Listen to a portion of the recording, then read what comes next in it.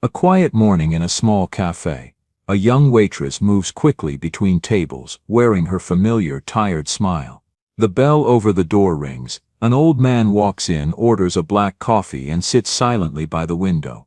He looks a little strange, but she doesn't think much of it. Then suddenly his voice cuts through the calm. "Where's my wallet?"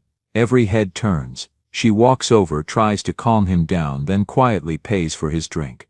She had no idea that 3 days later that same old man would show up at her door carrying a secret that would turn her world upside down. Before we continue, tell us what time it is and where you're watching from, and subscribe because tomorrow I've got something extra special for you. The bell above the door chimed soft and tired, like it had been ringing for strangers all its life and had long stopped expecting friends. Aliyah Brooks glanced up from the counter, her hands still damp from wiping down the espresso machine. The man who stepped inside moved slowly, deliberately, as if every step cost him something he'd never get back. He was tall, older than the winter itself, with silver hair combed back in that old money way that made you think of courtrooms and country clubs. His gray wool coat hung perfect on his shoulders and he gripped a black wooden cane like it was the only thing keeping him upright in a world that had gone soft beneath his feet. She watched him scan the room. His eyes, pale blue-gray, the color of ice over deep water, moved across the empty tables, the chipped tile floor, the menu board with its hand-chalked specials, before finally landing on her. "Black coffee," he said. His voice was low and dry, like old paper. "No sugar." "Sure thing, sir." Aliyah reached for a mug, the ceramic warm from the dishwasher. Her fingers moved on autopilot. She'd made 1,000 cups this month alone. Coming right up, she turned to the machine, listening to the hiss and gurgle as the brew dripped into the pot. Behind her, she heard the scrape of a chair, the soft thud of his cane against the table leg. The man settled into the corner booth, the one by the window where the morning light came in cold and clean. Aliyah poured carefully, watching the steam curl up like a question mark. She carried it over, setting it down on the scarred wooden table with a practiced gentleness. "Careful," she said softly. "It's hot." The man wrapped both hands around the mug and took a sip. His face pinched, and he set it down harder than necessary. "Too hot," he muttered. Aliyah felt a smile tug at the corner of her mouth. Not mocking, just patient. "Maybe you just forgot how to enjoy warmth." The words hung there between them. She hadn't meant them to land heavy, but they did. The man's head lifted slowly, and for the first time he really looked at her. Not the way customers usually did, that quick glance to make sure you heard their order. This was different. His eyes lingered on her face, on the curve of her cheekbone, the line of her jaw, the way her dark eyes held steady even when his gaze tried to make her look away. Something flickered across his expression. Recognition, maybe. Or confusion, or fear. Aliyah felt her chest tighten. She shifted her weight, suddenly aware of how quiet the cafe had become. Even the radio in the corner, her mother's old radio, the one with the cracked dial and the bent antenna, seemed to be holding its breath. "Let me know if you need anything else," she said, her voice a little softer now. She turned and walked back to the counter, feeling his eyes follow her the whole way. The cafe was called Maple and Main, named for the intersection where it sat like a forgotten promise. It had been there since before Aliyah was born, back when Milford still had a reason to believe in itself. Now the paint was peeling, the neon sign outside buzzed when it rained, and the whole place smelled like coffee and old dreams.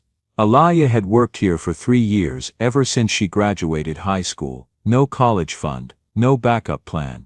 Just this place, this counter, these same 6 tables that never stayed clean for long. She told herself it was temporary, that one day she'd save enough to go back to school, study journalism maybe, or social work, something that mattered. But her mother needed help with the bills. The house on Birch Street was small and cold, and the furnace made sounds like it was angry at them for still being alive. So Aliyah stayed. She poured coffee and smiled at strangers and pretended she didn't mind being invisible. Most days, she didn't. Behind the counter, tucked next to the cash register, sat her mother's radio. It was older than Aliyah, a boxy thing with a faded yellow face and silver dials that didn't turn smooth anymore. Her mother had carried it everywhere when Aliyah was little, through apartments and shelters, through the 2 years they lived in her aunt's basement. It had been her father's once. The only thing he'd left behind. Aliyah didn't remember him. Marcus Brooks had been gone since she was 2 years old, locked away in a prison 3 counties over for a murder he swore he didn't commit. Her mother never talked about the trial, never explained what happened. All Aaliyah knew was that one day she had a father and the next day she didn't.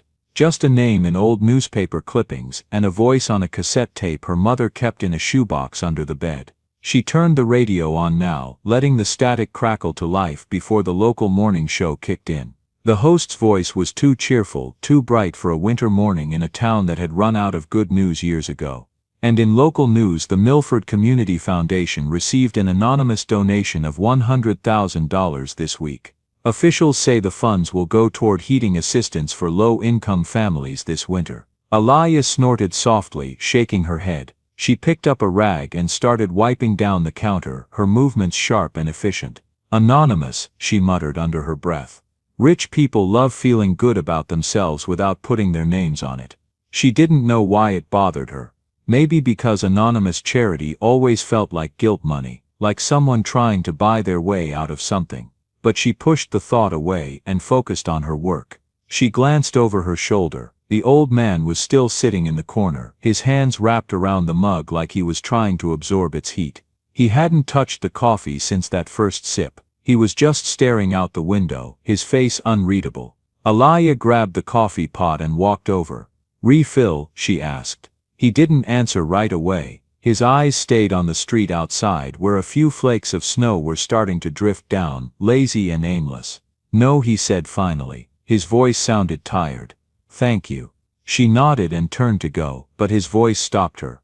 "What's your name?" Aaliyah hesitated. It wasn't a weird question, she had a name tag pinned to her uniform, right there on her chest, but the way he asked it, slow and careful, made it feel like more than small talk. "Aaliyah," she said. He repeated it softly, almost to himself. "Aaliyah." She waited, but he didn't say anything else, just nodded once, like he'd confirmed something he already suspected. She turned to go, but stopped. Something made her curious. "You've been coming here a few days now. I don't think I caught your name." His jaw tightened. For a moment, she thought he wouldn't answer. Then he exhaled through his nose, a sound that might have been a laugh if it didn't sound so tired. "Just a customer," he said quietly. "No one important." Aaliyah tilted her head, studying him. There was something sad in the way he said it, like he was telling the truth and lying at the same time. "Well, nice to meet you anyway," she said with a small smile. He didn't respond. He just turned back to the window, his hand still wrapped around that mug of coffee he wasn't drinking. Aaliyah walked back to the counter, a strange feeling settling in her chest. She told herself it was nothing. Just another customer. Just another lonely old man killing time in a cafe that didn't ask questions. But when she glanced back, she saw him staring at her name tag again. His lips pressed thin, his knuckles white around the ceramic. And something in her gut whispered that this wasn't nothing at all. Edward Grant sat alone in the corner booth for another 20 minutes. He didn't drink the coffee. He didn't read the paper folded on the seat beside him. He just sat there, his cane leaning against the table, his eyes fixed on the girl behind the counter. She moved with an easy grace, humming along to the radio, wiping down the espresso machine, restocking the sugar packets. She didn't look at him again. Didn't seem to notice the way his gaze followed her every step. But he noticed her. God help him, he noticed everything. The shape of her face, the curve of her smile. The way she tilted her head when she listened to the radio, like the sound meant something more than just noise. She looked so much like him, like Marcus. Edward's throat tightened. He lifted the mug to his lips, more to give his hands something to do than because he wanted the coffee. It was still too hot, it burned going down, but he didn't care. He welcomed the pain. He thought about the envelope tucked in the inside pocket of his coat. The letter he'd written and rewritten a dozen times. The check he'd signed with a trembling hand. The photograph he'd been carrying for 3 weeks now, ever since he'd seen her for the first time through the window of this cafe and felt the world tilt beneath him. He told himself he wouldn't come back, that it was better to leave it alone, to let the past stay buried where it belonged. But here he was, again. He set the mug down and reached for his cane. His hands were shaking. He gripped the wood hard, using it to pull himself upright. His knees protested. His back ached, but he forced himself to stand. At the counter, Elijah looked up. "Have a good day, sir." He wanted to say something, wanted to tell her the truth, wanted to fall on his knees and beg for a forgiveness he had no right to ask for. Instead he just nodded. "You too, Miss Brooks." He limped toward the door, each step heavier than the last. His hand closed around the cold brass handle, and he paused. Just for a second. Just long enough to glance back. She was watching him, not suspicious, just curious. Probably wondering why this strange old man kept coming back day after day, and in that moment, Edward Grant felt the full weight of what he'd done 20 years ago crash down on him like a building made of guilt and silence. He pushed the door open and stepped out into the snow. Behind him, the bell chimed soft and tired, and Elijah Brooks went back to wiping down the counter, humming along to her father's old radio, with no idea that the man who had just walked out the door was the reason her father would never walk back in. 3 days passed like old scars, quiet, but impossible to forget. The old man returned to Maple and Main every morning at 7:05, precise as a church bell. He always sat in the same corner booth, always ordered the same thing, black coffee, no sugar, and every time, Elijah brought it to him with the same patient smile, the same careful kindness that made his chest feel like it was caving in on itself. By the third morning, she'd stopped asking what he wanted. She just poured the coffee and carried it over, setting it down in front of him like a ritual neither of them had agreed to, but both were honoring anyway. "Good morning, sir," she said. Her voice was warm, easy, like she actually meant it. "Same as usual." He didn't look up from the newspaper spread across the table. It was old, weeks old, maybe months. The pages were yellowed and brittle, the ink smudged in places where his thumbs had lingered too long. The headline was small, buried on page 4, but he'd read it so many times he could recite it in his sleep. "Marcus Brooks convicted of murder, 2005. If you remember it," he said, his voice flat, "serve it faster next time." The words came out harsher than he'd intended. He regretted them immediately, but he didn't take them back. Couldn't. To take them back would mean looking at her, and if he looked at her, he'd see Marcus Brooks staring back at him, and he wasn't strong enough for that. Not yet. Elijah raised an eyebrow. For a moment, he thought she might snap back. Tell him off, walk away and let him sit in his bitterness alone. But she didn't. Instead she smiled, a small knowing smile that made him feel like a child caught lying. "Guess perfection takes time," she said lightly. His head snapped up. His jaw tightened, heat crept up the back of his neck, prickling his skin. It had been years, decades, since anyone had spoken to him like that. With humor, with ease, like he wasn't someone to be afraid of. He'd spent his whole life on the other side of power. The bench, the gavel, the black robe that made people straighten their spines and lower their voices. He'd been Judge Grant for so long that he'd forgotten what it felt like to be just Edward. Just a man with flaws and failures and a face that didn't command respect anymore. And this girl, this 22-year-old waitress who didn't know who he was or what he'd done, had just reminded him. He looked down at the newspaper, his face burning. Noted. Elijah lingered for a moment, her hands resting lightly on the back of the chair across from him. He could feel her watching him, could sense the question forming in her mind. But she didn't ask. She just turned and walked back to the counter, humming softly under her breath. He exhaled slowly, his hands gripping the edges of the newspaper until the paper crinkled. He forced himself to focus on the article he'd been staring at for the past hour. An old story, an old wound, words that haunted him every time he closed his eyes. An hour later, the cafe was nearly empty. A couple of regulars nursed their coffee at the counter, chatting with Elijah about the weather, about the snowstorm rolling in from the west. She laughed at something one of them said, her whole face lighting up in a way that made the dim cafe feel brighter. The old man folded the newspaper and stood slowly, leaning heavily on his cane. His knees ached, his back ached, everything ached. He walked to the counter and reached for his wallet, and stopped. His coat pocket was empty. He patted the other pocket. Nothing. He checked his pants, his jacket, the inside breast pocket where he usually kept it. Nothing. "Damn it," he muttered under his breath. His face flushed hot again, but this time it wasn't from embarrassment, it was from something worse. Helplessness. Elijah glanced over. "Everything okay, sir?" "My wallet," he said stiffly. I must have left it at home. She didn't look surprised, didn't look annoyed, just nodded, like this kind of thing happened all the time. You can pay tomorrow, sir. No problem. No, he said sharply. Too sharply. He softened his tone, but only slightly. I don't take pity. Alaya tilted her head, studying him with those dark steady eyes that reminded him too much of someone he'd tried so hard to forget. It's fine really, she said. Her voice was gentle but firm. Everyone forgets their wallet sometimes. I said no. Okay, she said simply. She rang up the order anyway, then pulled a $5 bill from the tip jar beside the register and slipped it into the cash drawer. They're paid. He stared at her. What are you doing? Covering it. She shrugged, like it was the most obvious thing in the world. You'll pay me back tomorrow, or you won't. Either way, it's just coffee. I don't need good.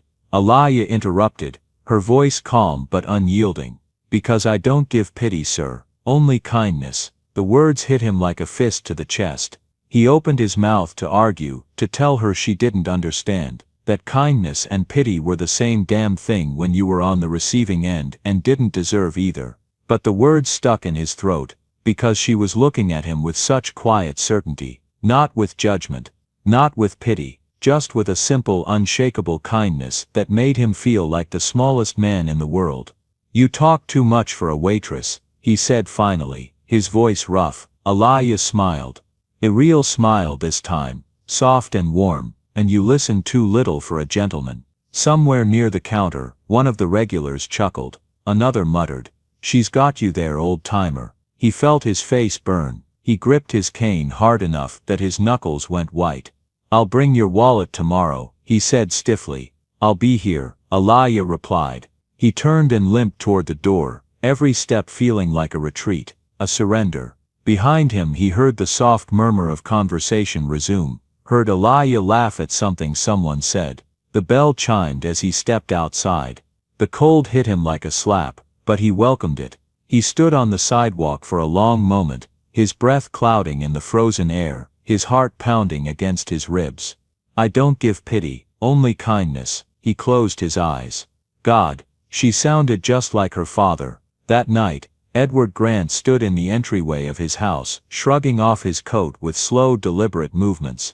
The house was too big, too quiet. It had been quiet for years now, ever since his wife passed, ever since his son moved to California and stopped calling. He hung the coat on the brass hook by the door and reached into the pocket to pull out his gloves, and froze. His wallet was there, right where it always was. Edward stared at it, his breath catching in his throat. He pulled it out slowly, like it might bite him, and flipped it open. Inside, tucked between two credit cards, was a folded receipt. He unfolded it with trembling hands. It was from the cafe. The order was printed in faded ink. Black coffee, $2.75. But beneath it, in looping handwriting that was somehow both neat and hurried, someone had written, paid, by kindness. Edward sank onto the bench by the door. The receipt clutched in his hand. His chest felt tight. His eyes burned. Kindness, he whispered. He thought about decisions he'd made, long ago. About choices that seemed right at the time. About a life he'd built on certainty and order, only to discover it was all constructed on sand. He thought about the photograph in his coat pocket. The envelope he'd been carrying for weeks. The truth he'd been too afraid to speak. Kindness, he said again, his voice breaking. From someone who doesn't even know what I took from her. He sat there in the dark hallway, the receipt pressed against his chest, and wept. For the first time in 20 years, Edward Grant let himself feel the full weight of what he'd done, and it crushed him. Snow fell heavy that night, the kind that buried everything clean and made the world feel smaller. Edward Grant sat in his study, the only light coming from the brass lamp on his desk. The house was silent, except for the faint ticking of the grandfather clock in the hallway, and the occasional creak of old wood settling into the cold. On the desk in front of him sat three things: a photograph of his son Daniel taken when the boy was 6 years old, blonde hair, gap-toothed smile, holding a toy fire truck like it was the most important thing in the world. A faded newspaper clipping with Marcus Brooks's face staring out from the page, his eyes dark and steady even in grainy black and white, and the receipt from Maple and Maine, with those 4 words written in looping ink, paid, by kindness. Edward's hands rested on either side of the photograph, his fingers trembling slightly. He'd been staring at it for an hour now, maybe longer. Time didn't move right anymore. It stretched and bent, folding back on itself until past and present blurred together like watercolors left out in the rain.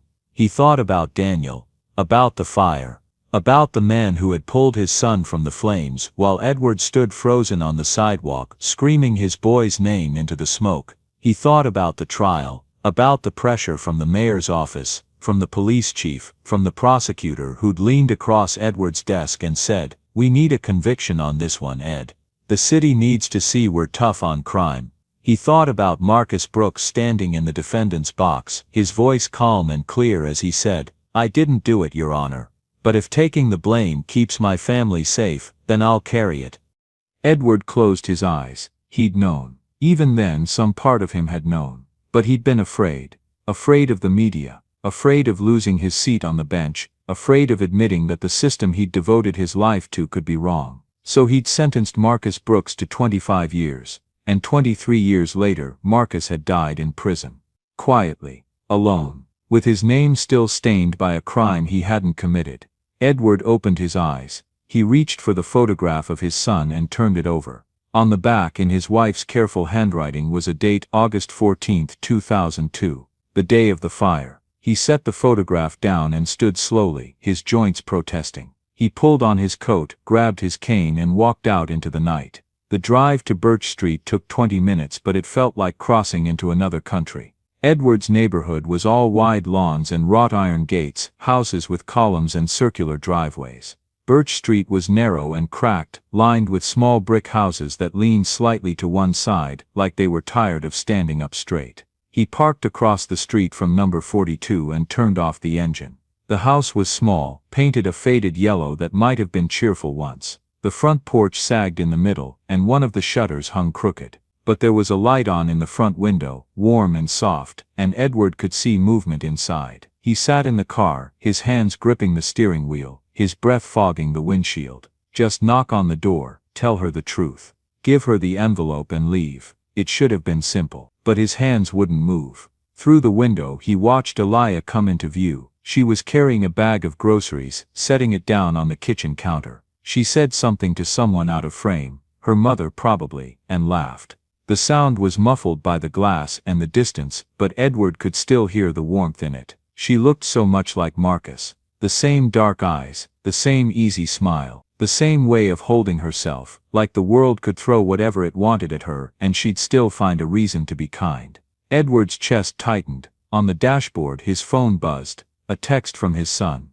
"Happy holidays, Dad. Sorry I can't make it home this year. Work's crazy, maybe next time." He didn't reply. Through the window, Elia moved toward the living room and Edward's gaze followed. She stopped in front of a small table near the couch, picking up something, a framed photograph. Even from this distance, Edward could see what it was. A man holding a little girl. The man's face was turned toward the camera, his smile wide and genuine. The girl, no more than 2 years old, had her arms wrapped around his neck, her face pressed against his cheek. Marcus and Elia, father and daughter. Before everything fell apart, Edward's hand moved to the door handle. He pulled it, felt the cold air rush in. He was halfway out of the car when the memory hit him. August 14, 2002, the Grant Industries factory on the east side of town. Edward had stopped by to inspect the new safety protocols after a minor accident the week before. He'd been standing in the parking lot, talking to the foreman, when the alarm went off. Fire.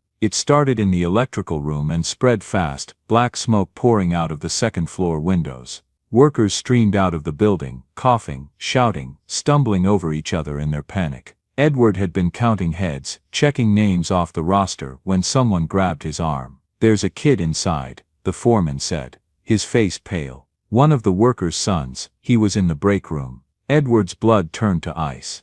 "Daniel?" The foreman nodded. Edward ran toward the building, but 2 workers grabbed him, held him back. "You can't go in there, Mr. Grant. the whole second floor's going up. My son is in there.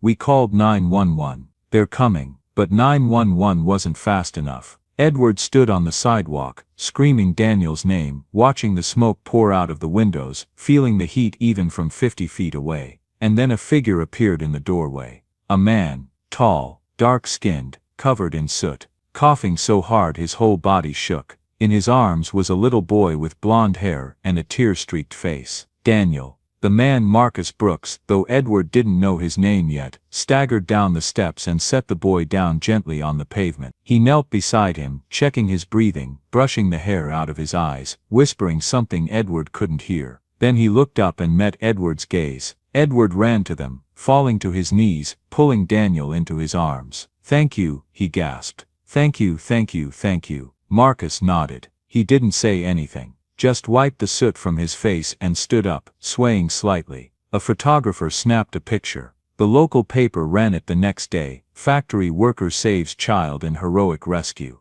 Edward sent an anonymous gift basket to the hospital where Marcus was treated for smoke inhalation. $500 worth of fruit and chocolates and a card that said, "With gratitude." He never learned the man's name. 3 years later, Marcus Brooks stood in his courtroom, accused of killing a man in a bar fight, and Edward Grant looked right through him. Edward was back in the car now, his forehead pressed against the steering wheel, his whole body shaking. "He saved my boy," he whispered. "I destroyed his life." He sat there for a long time, the snow falling soft and silent around him, the light in Eliah's window glowing warm and steady. Finally he lifted his head. He looked at the house one more time, at the shadow of the girl moving behind the curtains. He reached for the keys, still dangling in the ignition. "I'll come back," he said quietly. "When I find the courage." He started the car and pulled away, his taillights disappearing into the snow. Inside the house, Eliah Brooks set down the photograph of her father and went to make tea, humming along to the radio, unaware that the man who had just driven away was the reason the man in the photograph would never come home.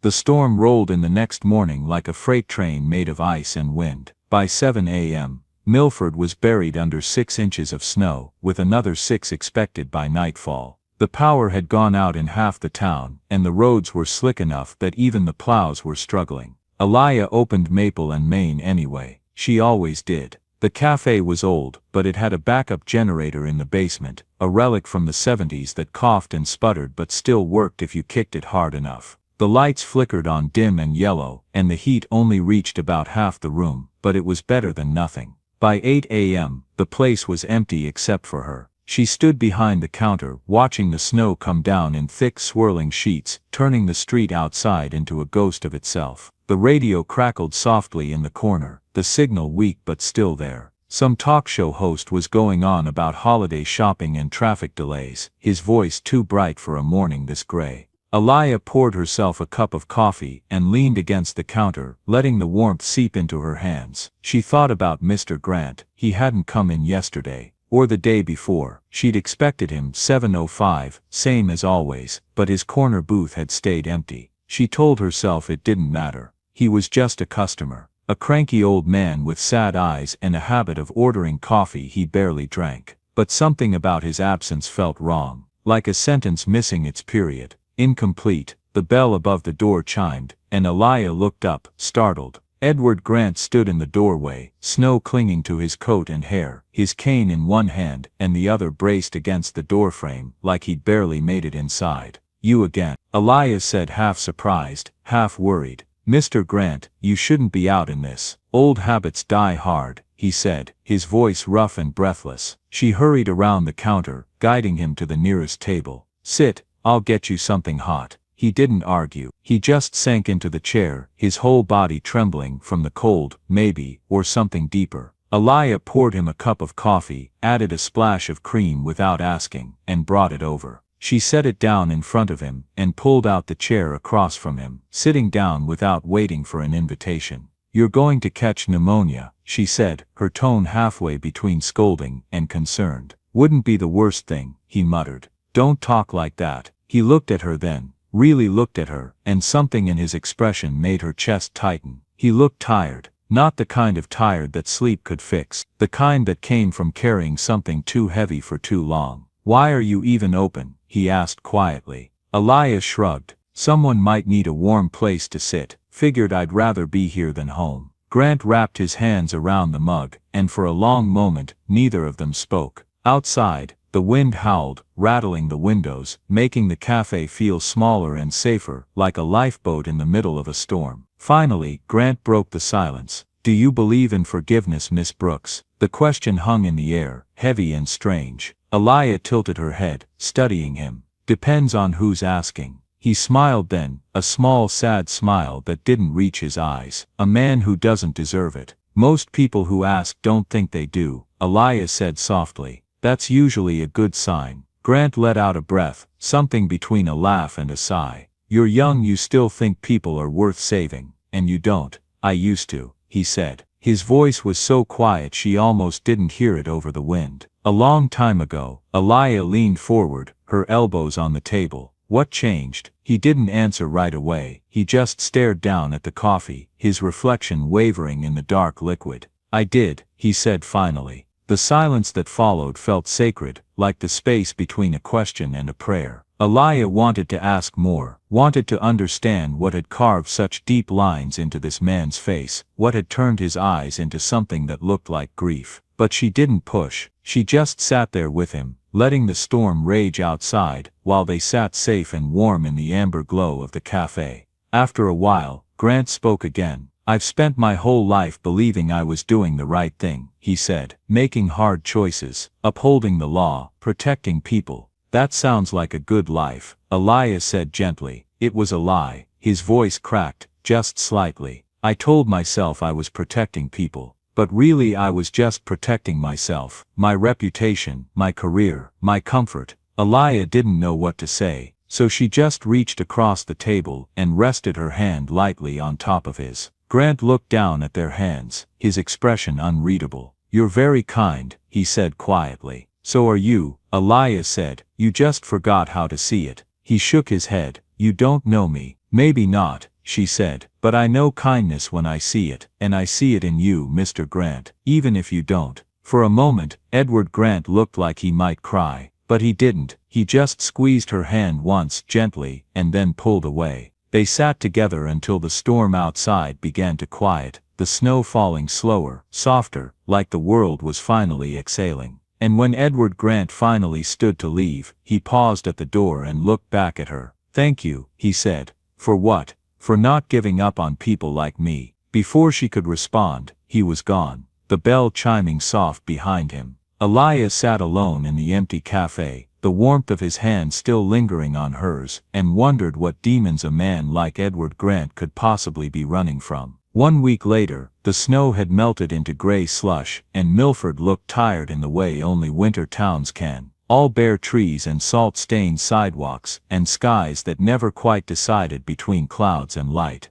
Edward Grant hadn't been back to the cafe. Elia told herself she didn't care. She had other customers, other responsibilities. Her mother's medical bills had piled up again, and she'd picked up extra shifts at the diner across town just to keep ahead of them. But every morning at 7:05, she glanced at the corner booth and felt its emptiness like a missing tooth. On Thursday evening, she locked up the cafe early. The generator had finally given out, and without heat, there was no point staying open. She pulled on her coat, wrapped her scarf tight around her neck, and started the walk home. The streets were quiet. Most people had the sense to stay inside when the temperature dropped below 20 degrees. Elia kept her head down, her breath clouding in front of her face, her hands shoved deep in her pockets. She was 2 blocks from home when she noticed the car. A black Rolls-Royce, parked on the opposite side of the street. Old but immaculate, the kind of car that didn't belong in a neighborhood like this. Elia slowed, her instincts prickling. She'd lived in Milford long enough to know when something didn't fit. The driver's side window was fogged, but she could make out a silhouette inside. Someone sitting very still. She kept walking, her pace a little faster now. Behind her she heard a car door open. She turned. Edward Grant was climbing out of the Rolls-Royce, moving slowly, carefully, like every step required a negotiation with his body. He had a large manila envelope in one hand, and his cane in the other. Mr. Grant, Elia called out surprised. What are you doing here? He froze. For a moment he just stood there beside the car, the envelope clutched against his chest, his face pale in the streetlight. Then he took a step forward, and stopped. His hand went to his chest, his face twisted, and the envelope slipped from his fingers, falling into the slush. "Mr. Grant," Aaliyah ran. He was already sinking to his knees by the time she reached him, his breathing coming in short, sharp gasps. His cane clattered to the pavement. "Someone call 911.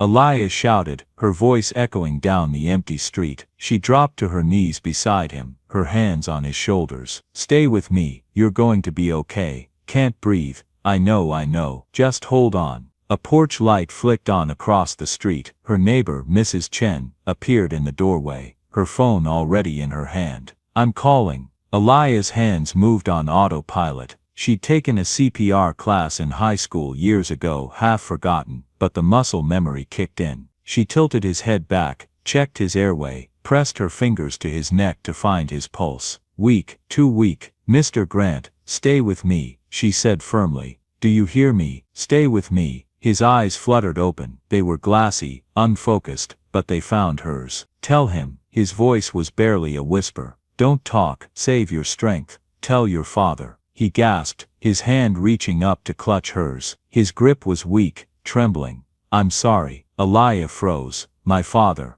Her voice came out small, confused. "What are you?" But his eyes rolled back, and his hand went limp in hers. No.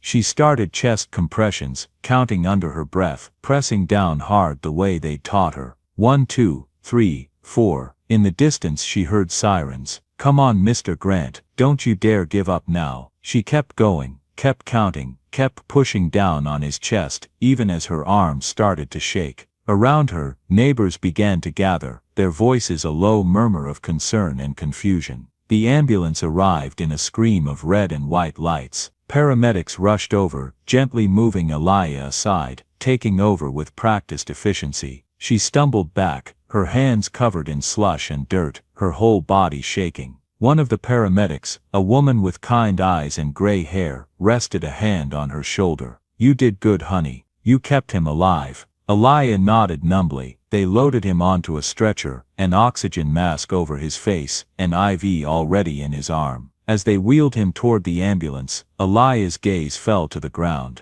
The manila envelope lay half buried in the slush, its contents spilling out. She picked it up carefully, shaking off the water. Inside was a letter, handwritten on thick cream paper. A check made out to her, for $250,000, and a photograph, black and white, creased and faded, of a man carrying a little boy out of a burning building. Aaliyah's breath caught. The man in the photo was her father. She'd seen that picture before. It had been in the newspaper article her mother kept in a box under her bed. The article about the fire at Grant Industries. The article that called Marcus Brooks a hero. She looked at the little boy in his arms. Blonde hair, tear-streaked face, and then she looked at the man being loaded into the ambulance. Edward Grant. The pieces slammed together all at once, sharp and brutal. Her father had saved this man's son. And this man had, "Miss," one of the paramedics was calling to her, "Are you coming to the hospital?"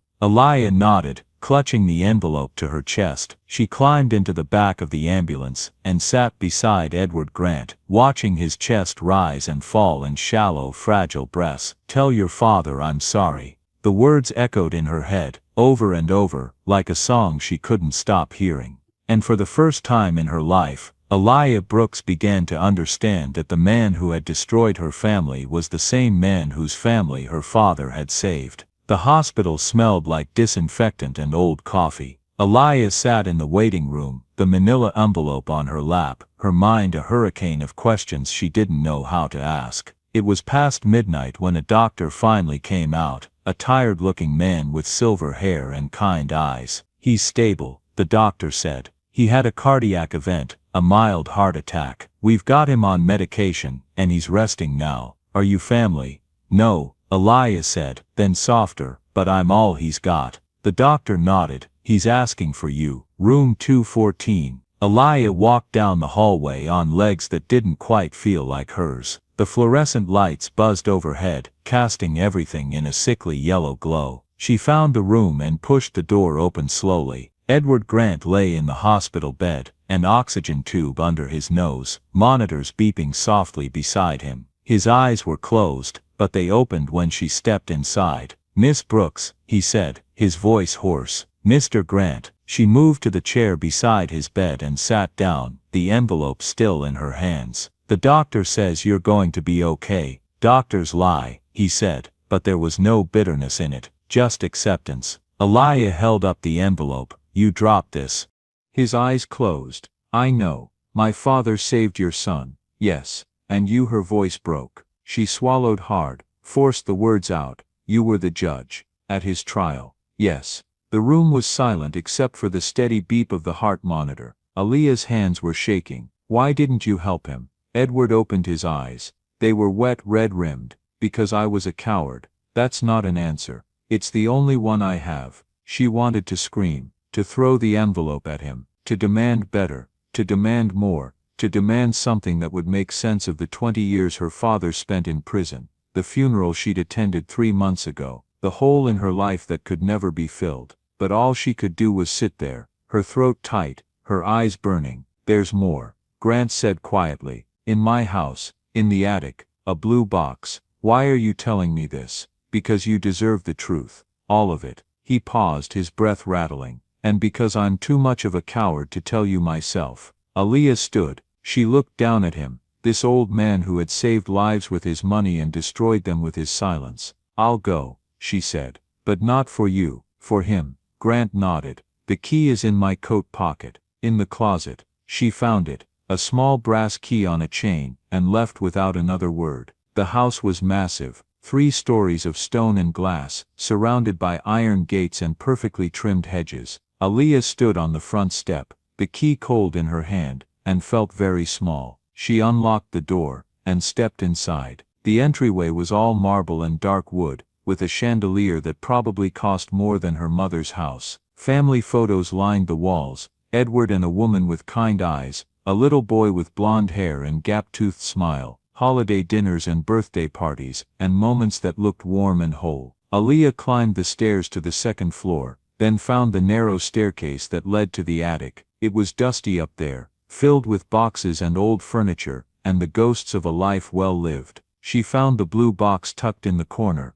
beneath a stack of blankets. She carried it downstairs, set it on the kitchen table, and opened it. Inside were files, court documents, transcripts, police reports, and a tape recorder. Aliyah's hands trembled as she pulled it out. The tape inside was labeled in neat handwriting, "Marcus Brooks, Final Statement, April 2005. She pressed play. There was static, then a voice, her father's voice, younger than she remembered but unmistakable. "My name is Marcus Brooks. I'm recording this because I don't know if I'll get another chance to tell the truth." Aliyah's breath caught. "I didn't kill anyone, but they told me if I took the blame my family would be safe. They said if I fought it, if I dragged it out, they'd go after Diane, after Aliyah. I couldn't let that happen." A pause. The sound of him breathing, heavy and tired. "There's a judge, Edward Grant. Good man, I think. Fair. I saw him at the factory that day, when the fire happened. His boy was inside. I got him out. Didn't think much of it at the time. Just did what anyone would do." Another pause. "If he's the one who sentences me, I hope he knows I don't blame him. I hope he knows his boy's safe now. I hope that means something." The tape clicked off. Aliyah sat in the silent kitchen, tears streaming down her face, her father's voice still echoing in her ears. He'd known Edward Grant was the judge, and he'd gone to prison anyway, to protect her mother. And Edward Grant had sentenced him, knowing, or maybe not knowing, maybe convincing himself he didn't know, that Marcus Brooks was the man who had saved his son's life. Aliyah looked at the court documents spread across the table. She saw the verdict. The sentence, 25 years. She saw Edward Grant's signature at the bottom, and beneath it in small shaky handwriting, a note that had been added later. "I heard the tape. I heard him call my name. I did nothing. God forgive me." Aliyah drove back to the hospital in a daze. She walked into Edward Grant's room and stood at the foot of his bed, the tape recorder in her hands. "You heard him call your name," she said. Grant didn't open his eyes. "Every day since." "Then why didn't you say something? Why didn't you fight for him?" "Because I was afraid." His voice was barely a whisper. Afraid of losing everything I'd built, my career, my reputation, my place in the world. So you let him rot? Yes. He died in prison 3 months ago. Aaliyah said, her voice shaking. Did you know that? Grant's eyes opened. Fresh tears spilled down his cheeks. I know. He was innocent. I know. He saved your son. I know. Grant's voice broke. I know. I know. I know. Aaliyah set the tape recorder on the table beside his bed. Then say something. Tell the world what you did. No. What? It has to come from you. Grant said. If it comes from me, they'll call it a deathbed confession. A guilty man trying to buy his way into heaven. But if it comes from you, his daughter, they'll listen. Aaliyah stared at him. You want me to do your work for you? I want you to give your father the voice I took from him. She wanted to hate him, wanted to walk away and let him die alone with his guilt. But she thought about her father, about his voice on that tape, calm and forgiving even as the world closed in around him. I don't blame him. Aaliyah took a breath, then another. Then she reached out and took Edward Grant's hand. Then I'll make the world hear him, she said. Grant closed his eyes, relief and grief washing over his face in equal measure. Thank you, he whispered. Aaliyah didn't respond. She just sat there, holding the hand of the man who had destroyed her father, and tried to find the strength to forgive. Aaliyah sat in her mother's kitchen, the tape recorder on the table between them. The blue box was open, its contents spread out like evidence at a crime scene. Police reports, court transcripts, photographs, and the letter Edward Grant had written but never sent. Her mother, Diane Brooks, sat across from her, her face drawn and pale. She was 52, but looked older, the years of grief and worry etched into every line around her eyes. I don't understand, Diane said quietly. Why now? Why after all this time? Because he's dying, Aaliyah said. Her voice was flat, hollowed out by exhaustion and anger, and something else she couldn't quite name. And he wants to clear his conscience before he goes. By putting it on you, by giving me the truth. Diane reached out and touched the tape recorder, her fingers trembling. Is that Dad's voice? Yes. For a long moment Diane just stared at it. Then she pressed play. Marcus Brooks's voice filled the small kitchen, warm and steady and alive in a way that made Aaliyah's chest ache. My name is Marcus Brooks. I'm recording this because I don't know if I'll get another chance to tell the truth. Diane's hand flew to her mouth. I didn't kill anyone, but they told me if I took the blame, my family would be safe. They said if I fought it, if I dragged it out, they'd go after Diane, after Aaliyah. I couldn't let that happen. A sob broke from Diane's throat. Aaliyah reached across the table and gripped her mother's hand. The tape continued. If Judge Grant sentences me,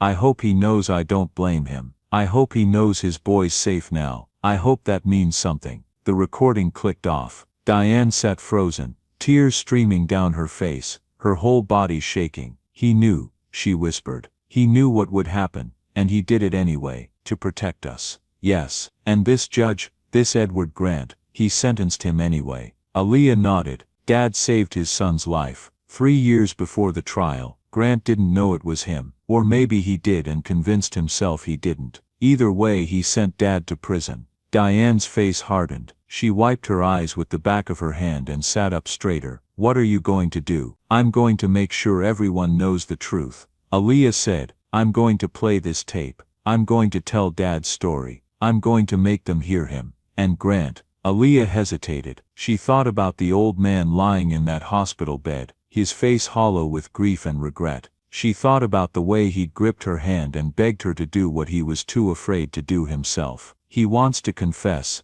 Aaliyah said, publicly. He wants to admit what he did. Good, Diane said fiercely. Let him. Let the whole world know what kind of man he is. Mom, don't, Diane said, her voice sharp. Don't you dare defend him. I'm not, Aaliyah said quietly. But Dad wouldn't want us to destroy him. You know that. Diane's face crumpled. She buried her face in her hands and wept, her shoulders shaking with the weight of 20 years of anger and grief and love that had nowhere left to go. Aaliyah got up and wrapped her arms around her mother, holding her the way Marcus used to hold them both when the world got too big and too scary. We'll do this together, Aaliyah whispered. For Dad, we'll make sure his name means something again. Diane nodded against her shoulder, her tears soaking through Aaliyah's shirt. Outside the winter sun was setting, painting the kitchen in shades of gold and shadow. And somewhere in a hospital across town, Edward Grant lay awake, listening to the monitor's beep, waiting for the reckoning he'd spent 20 years running from. 3 days later, Aaliyah stood in the lobby of the local radio station with the tape recorder in her bag and her mother's hand in hers. The station manager, a middle-aged woman named Carol with sharp eyes and a kinder smile, had agreed to meet with her after Aaliyah cold-called and said she had a story about corruption and injustice that needed to be heard. "You have 5 minutes," Carol said, leading them into a small conference room. "Make it count." Aaliyah set the tape recorder on the table. "My father's name was Marcus Brooks," she began. "In 2005, he was convicted of murder and sentenced to 25 years in prison. He died 3 months ago, still behind bars, still carrying the weight of a crime he didn't commit." Carol's expression didn't change, but her pen was already moving across her notepad. "The judge who sentenced him was Edward Grant, the same Edward Grant who's been in the news for his philanthropy. The same Edward Grant whose life my father saved 3 years before the trial." Now Carol looked up. Aaliyah pressed play. Marcus's voice filled the room, calm and clear and heartbreaking in its honesty. When the tape ended, Carol sat back in her chair, her expression unreadable. "This is big," she said finally. "If this is real, it's real." Aaliyah said firmly, "I have court documents, police reports, a letter from Grant himself admitting what he did." Carol tapped her pen against the table, thinking, "Edward Grant is a powerful man, or he was. If we run this story, there will be backlash, legal threats, pressure from people who don't want this getting out." "I know," Aaliyah said. "I don't care." Carol studied her for a long moment, then she smiled, a fierce approving smile. "All right then," she said, "let's make some noise." The broadcast went live at 6 p.m. on a Friday, right in the middle of the evening commute, when half of Milford was stuck in traffic with nothing to do but listen to the radio. Aaliyah sat in the studio, her mother beside her, both of them wearing headphones as Carol queued up the tape. "Good evening, Milford." Carol's voice was steady, professional, but there was an edge to it, a promise of something important. "Tonight, we have a story that's been buried for 20 years. A story about justice, corruption, and a man who gave everything to protect his family. This is the story of Marcus Brooks." She played the tape. Marcus's voice poured out over the airwaves, reaching into cars and kitchens and living rooms across the city. "My name is Marcus Brooks. I'm recording this because I don't know if I'll get another chance to tell the truth." Aaliyah closed her eyes, listening to her father's voice, so strong, so certain, even in the face of everything he was about to lose. When the tape ended, Carol turned to Aaliyah. "Miss Brooks, your father saved the life of Edward Grant's son in 2002. 3 years later, Judge Grant sentenced him to 25 years for a crime your father didn't commit. Can you tell us what happened?" Aaliyah took a breath. Her hands were shaking, but her voice came out steady. "My father was a good man," she said. "He worked hard, he loved his family, and when he saw a child in danger, he didn't hesitate. He ran into a burning building and brought that little boy out. He was a hero." She paused, her throat tight. 3 years later, he was framed for murder. The police needed someone to take the fall, and my father fit their profile. They threatened my mother, threatened me. So he took a plea. He went to prison to keep us safe. And Judge Grant knew. Aaliyah said, her voice hardening. "He knew my father was the man who saved his son. He knew the case was weak, but he sentenced him anyway, because it was easier than standing up for what was right." The phone lines lit up. The station's email inbox started flooding. Within an hour, the story had spread to social media, to news outlets in Columbus and Cleveland, to every corner of the state. Edward Grant's name was everywhere, and this time, it wasn't attached to a donation or a charitable foundation. It was attached to the truth. At 8 p.m., a car pulled up outside the radio station. Edward Grant stepped out slowly, leaning heavily on his cane. He looked frail, his face gray, but his eyes were clear. He walked into the station and asked to speak on air. Carol looked at Aaliyah. "It's your call." Aaliyah stared at the old man standing in the doorway, the man who had taken everything from her family. Then she nodded. Grant sat down across from her, the microphone between them.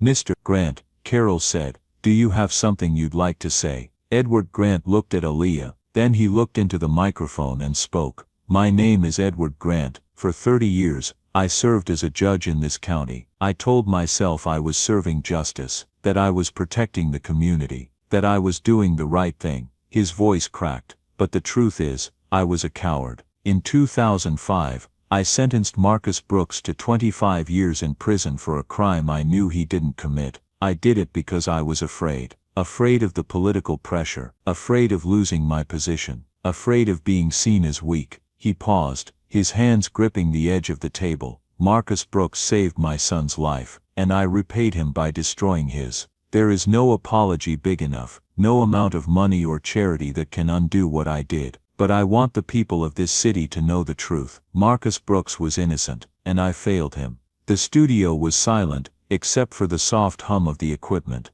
Grant looked at Aaliyah, his eyes red and wet. "I'm sorry," he whispered. "I'm so sorry." Aaliyah didn't respond. She just sat there, her hands folded in her lap, her face unreadable. After a moment, Grant stood. He nodded once to Carol, then turned and walked out of the studio. He died 3 days later, quietly, in his sleep. On his desk they found an envelope addressed to Aaliyah. Inside was a single sheet of paper with one sentence: "Forgive yourself, even if you can't forgive me." 1 year later, the cafe was open before sunrise. The new sign outside read, "Maple and Main, home of the morning voice." Light spilled onto the snowy street as the first customers walked in. Inside, Aaliyah Brooks stood behind a microphone in a small studio she'd built in the back room. The old dishwashing sink was gone. In its place stood a modern recording console, a camera, and her mother's worn-out radio, still working, still humming softly. It had become the heart of her new world.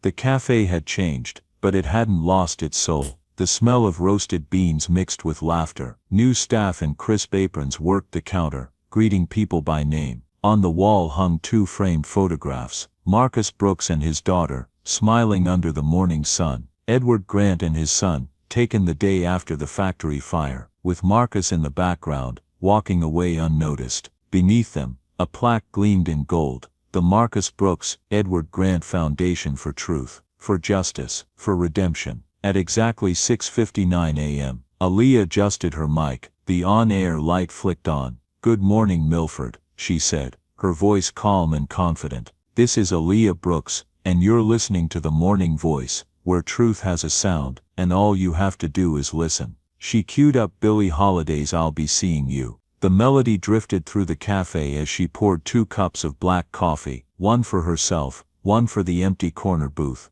"You came here to see me, Mr. Grant," she said softly. "Maybe now I finally see you." Her show had started as a local broadcast. Now, it streamed across 5 states, featured in community stations, schools and podcasts nationwide. Journalists called her the voice of small-town truth. She'd spoken at universities, met governors, and stood on stages she'd once only seen on TV. The foundation she built in Marcus Brooks's name had funded scholarships for over 100 students, kids from working families, veterans' children, people like her. And every time one of them wrote to say thank you, she thought of an old man sitting by a cafe window, drinking black coffee, watching her with eyes full of regret and hope. By afternoon, she joined a live interview on national radio. The host asked, "Miss Brooks, you've become a symbol of truth and kindness. What drives you?" She smiled, remembering her father's voice on that crackling old tape. "Because someone once told me that kindness doesn't need to be loud to change a life." That evening, after closing the cafe, Aaliyah locked up, wrapped her scarf tighter, and looked back through the frosted window. Inside, the 2 photos glowed under the soft lights. "Side by side at last," she whispered. "We made it, Dad. You can rest now." As she walked down Main Street toward her car, the sign above the door flickered warmly behind her. "Maple and Main, the sound of kindness lives here." And as the city lights faded into dawn, Aaliyah Brooks wasn't just the waitress from a small cafe anymore. She was the woman who turned loss into legacy, and kindness into a movement that would echo for generations. 10 years later, the lights of New York City shimmered across the glass dome of the National Press Hall, where hundreds of journalists, leaders and community activists filled the grand hall. At the center stage, Aaliyah Brooks, now in her early 30s, stood behind a polished podium, her voice steady, her presence commanding. Behind her, A massive screen displayed the logo of her global initiative, the Sound of Kindness Foundation, amplifying voices, restoring truth. She had built radio networks in forgotten towns, trained young reporters from underprivileged communities, and launched scholarship programs for children of the wrongly accused. Her story had been turned into documentaries, studied in classrooms, and honored with the Edward Grant Humanitarian Award, the very prize named after the man who had once condemned her father. As applause filled the room, Aaliyah smiled, grateful, composed, radiant. "This award," she said, "belongs to every person who chose compassion when it was easier to look away. Because kindness doesn't end with one act, it echoes, again and again." Among the crowd, her mother wiped away tears. On the front row sat Grant's grown son, nodding quietly, his father's old pocket watch clasped in his hand. When the ceremony ended, Aaliyah stepped outside into the crisp night air. The city buzzed below, but she closed her eyes for a moment, breathing in peace. Somewhere in the distance, a faint jazz tune played from a cafe radio. She smiled. The sound of kindness was still soft, but now it reached the whole world. Join us to share meaningful stories by hitting the like and subscribe buttons. Don't forget to turn on the notification bell to start your day with profound lessons and heartfelt empathy.